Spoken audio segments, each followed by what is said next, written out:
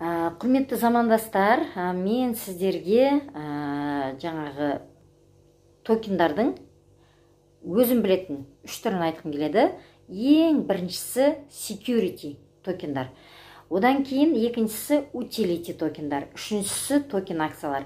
Дәл қазір мен сіздерге security токендарды, мысалы, кәдімгі биткоин бар ғой, криптовалюта биткоин және басқа альткоиндар, бұлардың барлығы жаңа security токенға жатады екен. Бұндай ақпаратты мен қайдан білдім?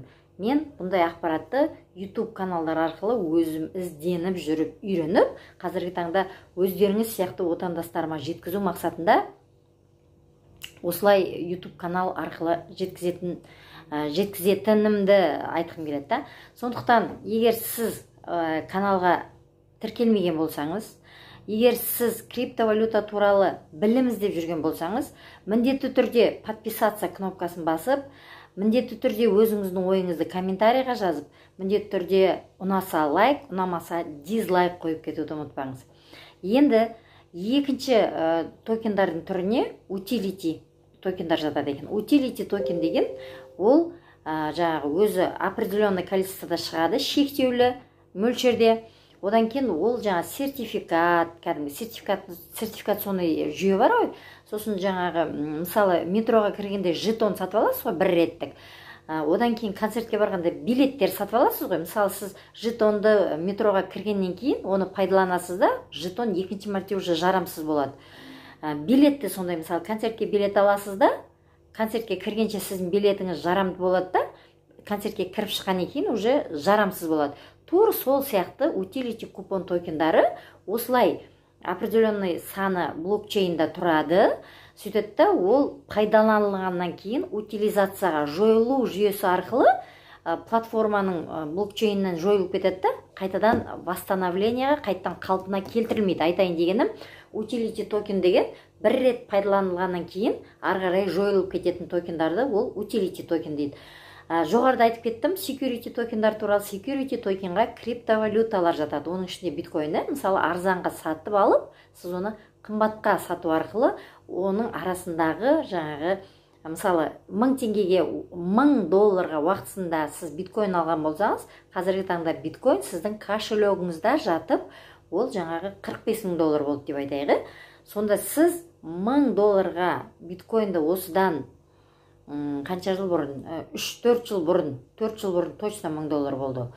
$1000 кезінде сатып алдыңыз, кошелегіңізге салып қойдыңыз әшейін. Қазіргі таңда сіз одан $44,000 пайда көріп отырсыз. Сіз ол үшін кетпен қазған жоқсыз, болмасам ыстық күнде жаңағы күннің астында жүрген жоқсыз. Тек қана жаңа криптовалютаны алдыңызда цифровой кошелекқа салып қойдыңыз. Көрдіңіз ба? Бұның барлығы міне біз сенбей жүрген кезде, біреулер әлі де сенбей жүр ғой биткоинға, оның бәрі лохотрон, пирамида, құлаққа лапшаны іле бермеңдер деп. Ал адамдар ақша тауып жатыр, адамдар биткоинді алып байып жатыр деп айтуға болады.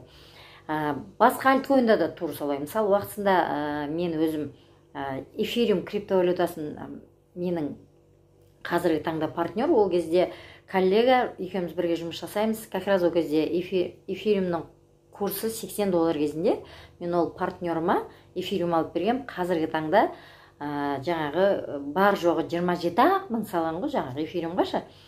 Қазіргі таңда сол 27 мыңы уже қанша есе өсіп кетті. Себебі қазіргі таңда эфириумның курсы $3200 болып тұр. Енді өзіңіз ойлай беріңіз, уақытысында соны 27 мың теңгеге сатып алып, теңгеге шаққанда. Ал енді теңгедегі эфириумның құнын білу үшін, бүгінгі курс, мысалы, 3200 болатын болса, оны 430-ға, или болмасам 420-ға көбейтіп кеп жіберсеңіз, қанша миллион 27 мың теңгені 27 мың теңгеге сатып алып, қанша миллион пайда көргенін өзіңіз есептей бересіз. Одан кейін үшінші токенға именно жаңағы токен акцияны жатқызуға болады. Қазіргі таңда токен акцияны қалай деп түсіндіруге болады? Мысалы, компания, мен білетін компания, бір компанияның цифровой активін сатып алғам, ол токен акцияға жатады. Қазіргі таңда мен айтайын дегенім, компания өзінің акциясын токенизациялау арқылы біз сияқты жаңағы, біз партнерміз ғой компанияның, бізге сатты акциясын. Ол акциясының аты, например, BI Group өзінің акциясын сатты деп айтайық. Өзінің акциясын, соның біз жаңағы определенный бір үлесін сатып алдық. Енді болашақта біз сол акцияны өзімізде ұстай отырып, қазіргі таңда, мысалы, BI Group өзі үйлерін салып, содан пайда табатын болса, біз соның определенный бизнесінің біз үлесін сатып алып отырмыз да. Сонда біз болашақта BI Group платформасынан алған токен акциямыздан определенный енді үлес алып отырамыз, айтайын дегенім.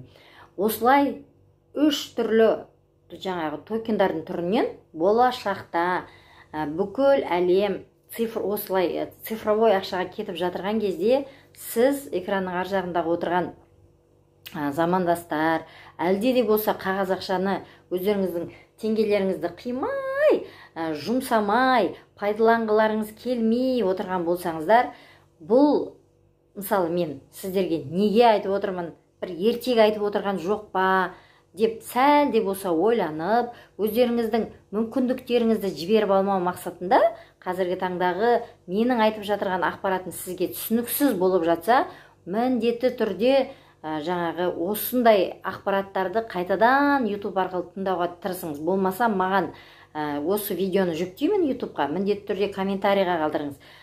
Мен сізге өзімнің енді ары қарай осындай бағыттардан табыс тапқыларыңыз келсе, осындай мүмкіндіктерді үйренгіңіз келсе, маған хабарласыңыздар деп айтқым келеді. Менің мақсатым қарапайым халыққа осындай мүмкіндіктерді көрсете отырып, міне бүгін ғана Астана қаласында мебельный цех жанып кете салды. Өзім ананы көріп, күл болып кеткенін көріп отырып, бизнесмендердің ең басты қателігі, олар өздерінің бизнестеріне ақшасын сала береді. Ақшалары күйген кезде, мысалы, жаңағы мебельный цех күйіп кетті, мебельный, енді цех емес, вообще мебель сататын бизнесмендердің точкалары күйіп кетті. Соның барлығы ақшасын бәрі полный, түбі бар ақшасы 100% күйіп кетті деп тұрды енді.